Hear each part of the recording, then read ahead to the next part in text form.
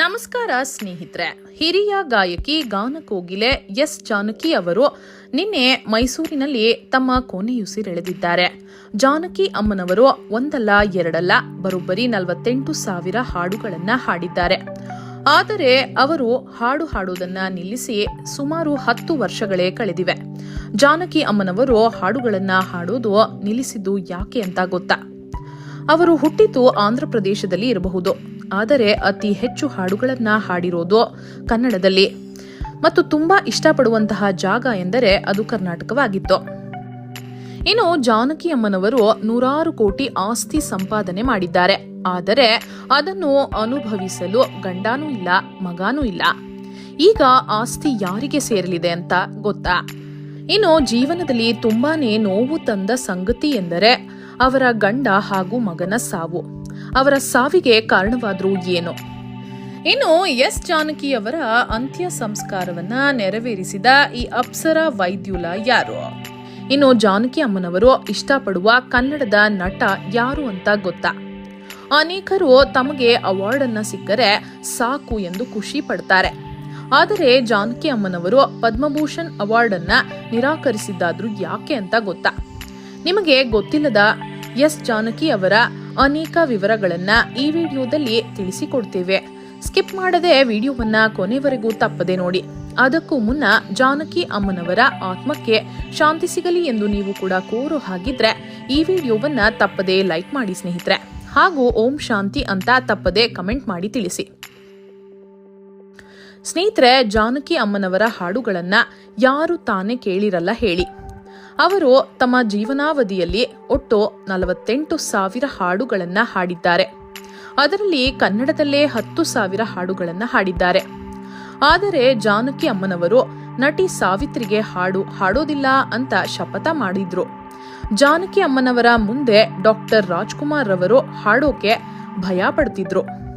ಇನ್ನು SP ಬಾಲಸುಬ್ರಹ್ಮಣ್ಯಂ ನನ್ನ ಮಗ ಇದ್ದ ಹಾಗೆ ಅಂತ ಜಾನಕಿ ಅಮ್ಮನವರು ಹೇಳ್ತಿದ್ರು.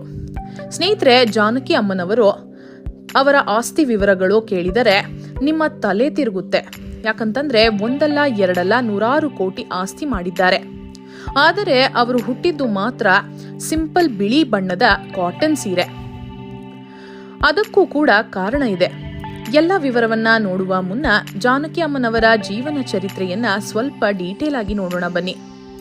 ಸ್ನೇಹಿತರೆ, ಜಾನಕಿ ಅಮ್ಮನವರು ಹುಟ್ಟಿದ್ದು 1938ರಲ್ಲಿ ಆಂಧ್ರಪ್ರದೇಶದ ಗುಂಟೂರು ಜಿಲ್ಲೆಯಲ್ಲಿ. ಇವರ ತಂದೆಯ ಹೆಸರು ಬಂದು ಶ್ರೀರಾಮಮೂರ್ತಿ. ಇವರು ಆಯುರ್ವೇದಿಕ್ನ ಡಾಕ್ಟರ್ ಆಗಿದ್ರು. 9 ವರ್ಷ ವಯಸ್ಸಿದ್ದಾಗ ಒಂದು ಬಾರಿ ಸ್ಟೇಜ್ ಮೇಲೆ ಪರ್ಫಾರ್ಮೆನ್ಸ್ ಮಾಡೋದಿಕ್ಕೆ ಅವಕಾಶ ಸಿಕ್ಕಿರುತ್ತೆ.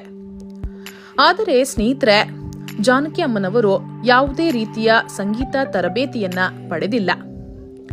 ಆದರೆ ಇವರ ಧ್ವನಿ ಕೇಳಿದ್ರೆ ಎಂಥವರು ಕೂಡ ಬೆರಗಾಗ್ತಾರೆ. ಜಾನಕಿ ಅವರು ಚಿಕ್ಕ ವಯಸ್ಸಿನಲ್ಲಿ ತಮ್ಮ ತಾಯಿಯನ್ನ ಕಳೆದುಕೊಳ್ಳುತ್ತಾರೆ. ಅದಕ್ಕಾಗಿ ಅವರು ಅವರ ಅಕ್ಕನ ಮನೆಯಲ್ಲಿ ಅಂತಂದ್ರೆ ಚೆನ್ನೈನಲ್ಲಿ ಇರ್ತಾರೆ. ಆ ಸಂದರ್ಭದಲ್ಲಿ ಅವರ ಅಕ್ಕನ ಗಂಡ ಸ್ಟೇಜ್ ಮೇಲೆ ವೇಷಗಳನ್ನ ಧರಿಸಿ ರಂಜಿಸ್ತಾ ಇದ್ರು. ಅವರ ಶೋ ಮುಗಿದ ಮೇಲೆ ಜಾನಕಿ ಅಮ್ಮನವರು ಹಾಡುಗಳನ್ನ ಹಾಡ್ತಿದ್ರು. ಇದನ್ನ ಒಬ್ಬ ಡೈರೆಕ್ಟರ್ ಗಮನಿಸ್ತಾರೆ. ಅವರು ಜಾನಕಿ ಅಮ್ಮನವರಿಗೆ ಸಿನಿಮಾಗಳಲ್ಲಿ ಹಾಡೋಕೆ ಚಾನ್ಸ್ ಅನ್ನ ಕೊಡ್ತಾರೆ. ಅಲ್ಲಿಂದ ಜಾನಕಿ ಅಮ್ಮನವರು ಹಿಂತಿರುಗಿ ನೋಡಲೇ ಇಲ್ಲ. ಒಂದಲ್ಲ ಎರಡಲ್ಲ ಬರೋಬ್ಬರಿ 20 ಭಾಷೆಗಳಲ್ಲಿ 48,000 ಹಾಡುಗಳನ್ನ ಹಾಡಿದ್ದಾರೆ. ಇನ್ನು ಅವರು ಸಿನಿಮಾಗಳಿಗೆ ಹಾಡುಗಳನ್ನ ಹಾಡೋಕೆ ಶುರು ಮಾಡಿದ್ದು 1957ರಲ್ಲಿ. ಸಿನಿಮಾಗಳಲ್ಲಿ ಒಳ್ಳೊಳ್ಳೆ ಅವಕಾಶಗಳು ಸಿಗುತ್ತಿದ್ದಂತೆಯೇ ಅವರಿಗೆ ರಾಮ್ ಪ್ರಸಾದ್ ಎಂಬುವವರೊಂದಿಗೆ ಮದುವೆಯಾಗುತ್ತೆ. ಇವರು ಒಂದು ದೊಡ್ಡ ಬಿಸಿನೆಸ್ ಮ್ಯಾನ್ ಆಗಿದ್ರು. ಆದರೂ ಕೂಡ ಜಾನಕಿ ಅಮ್ಮನವರಿಗೆ ಹಾಡುಗಳನ್ನ ಹಾಡೋದಕ್ಕೆ ಎಲ್ಲೇ ಹೋಗ್ಬೇಕಾಗಿದ್ರು ಕೂಡ ಅವರ ಗಂಡನೇ ಸಪೋರ್ಟ್ ಮಾಡ್ತಿದ್ರು. ಪ್ರತಿದಿನ ಜಾನಕಿ ಅಮ್ಮನವರು ಬರೋಬ್ಬರಿ 20 ಹಾಡುಗಳನ್ನ ಹಾಡ್ತಿದ್ರು. 4-5 ಹಾಡು ತೆಲುಗುವಿನಲ್ಲಿ ಹಾಡಿದ್ರೆ ಕನ್ನಡದಲ್ಲಿ 3-4 ಹಾಡು, ತಮಿಳಿನಲ್ಲಿ 3-4 ಹಾಡು. ಆಗ ಚೆನ್ನೈನಿಂದ ಬೆಂಗಳೂರಿಗೆ, ಬೆಂಗಳೂರಿನಿಂದ ಹೈದರಾಬಾದ್ಗೆ ಈ ರೀತಿ ಸಿಕ್ಕಾಪಟ್ಟೆ ಟ್ರಾವೆಲ್ ಮಾಡಬೇಕಾಗಿ ಬರ್ತಿತ್ತು. ಆದರೆ ಅವರ ಗಂಡ ತುಂಬಾನೇ ಅವರಿಗೆ ಸಪೋರ್ಟ್ ಮಾಡ್ತಿದ್ರು ಅಂತ ಖುದ್ದು ಜಾನಕಿ ಅಮ್ಮನವರೇ ಒಂದು ಇಂಟರ್ವ್ಯೂನಲ್ಲಿ ಹೇಳಿದ್ರು. ಇನ್ನು ಇವರಿಗೆ ಒಬ್ಬ ಮಗ ಕೂಡ ಇದ್ದಾನೆ. ಅವರ ಹೆಸರು ಬಂದು ಮುರಳೀಕೃಷ್ಣ ಅಂತ. ಇವರು ಕೂಡ ಕೆಲವು ಸಿನಿಮಾಗಳಲ್ಲಿ ನಟನೆಯನ್ನ ಮಾಡಿದ್ದಾರೆ. ಇನ್ನು ಗಂಡನಿಗೆ ಮೊದಲ ಬಾರಿಗೆ ಹೃದಯಾಘಾತವಾದಾಗ ಆಸ್ಪತ್ರೆಯಲ್ಲಿದ್ದು ನೋಡಿಕೊಳ್ಳುತ್ತಿದ್ದರು. ಆದರೆ ಅವರ ಗಂಡ, ಇಲ್ಲ, ನೀನು ಕೆಲಸ ಮಾಡಲೇಬೇಕು ಜಾನಕಿ, ಸಿನಿಮಾಗೆ ನೀನು ಕೊಟ್ಟಿರುವಂತಹ ಕಮಿಟ್ಮೆಂಟ್ ಪೂರ್ತಿ ಮಾಡಲೇಬೇಕು, ಮಾಡು ಎಂದು ಹೇಳಿ ಅವರ ಗಂಡನೇ ಅವರನ್ನ ಕಳಿಸ್ತಿದ್ರು ಅಂತ ಜಾನಕಿ ಅಮ್ಮನವರು ಒಂದು ಇಂಟರ್ವ್ಯೂನಲ್ಲಿ ಹೇಳಿದ್ರು.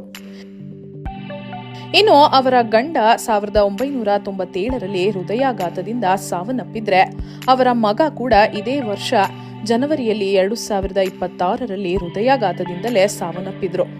ಅವರ ಮಗನಿಗೆ ಆಗ 65 ವರ್ಷ ವಯಸ್ಸಾಗಿತ್ತು.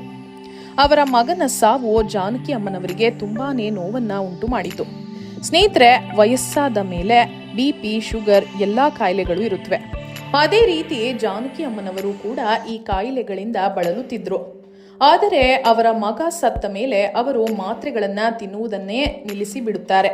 ಅವರಿಗೆ ಈ ಜೀವನ ಸಾಕಾಗಿ ಹೋಗಿತ್ತು. ಇನ್ನು ಜಾನಕಿ ಅಮ್ಮನವರಿಗೆ ಒಬ್ಬಳು ಮೊಮ್ಮಗಳು ಕೂಡ ಇದ್ದಾಳೆ. ಇನ್ನು ನಿನ್ನೆ ಅವರಿಗೆ ಹೃದಯಾಘಾತ ಕಾಣಿಸಿಕೊಂಡಿದೆ. ಕೂಡಲೇ ಆಸ್ಪತ್ರೆಗೆ ಕರ್ಕೊಂಡು ಹೋಗಿದ್ದಾರೆ. ಆದರೆ ಚಿಕಿತ್ಸೆ ಫಲಕಾರಿಯಾಗದೆ ಕೊನೆಯುಸಿರೆಳೆದಿದ್ದಾರೆ. ಸ್ನೇಹಿತರೆ, ಜಾನಕಿ ಅಮ್ಮನವರಿಗೆ ಒಂದಲ್ಲ ಎರಡಲ್ಲ 4 ರಾಷ್ಟ್ರ ಪ್ರಶಸ್ತಿ ಬಂದಿದೆ, 33 ರಾಜ್ಯ ಪ್ರಶಸ್ತಿಗಳು ಬಂದಿದೆ. ಆದರೆ 2013ರಲ್ಲಿ ಮನಮೋಹನ್ ಸಿಂಗ್ ಸರ್ಕಾರ ಅವರಿಗೆ ಪದ್ಮಭೂಷಣ್ ಪ್ರಶಸ್ತಿ ಕೊಡುತ್ತೆ.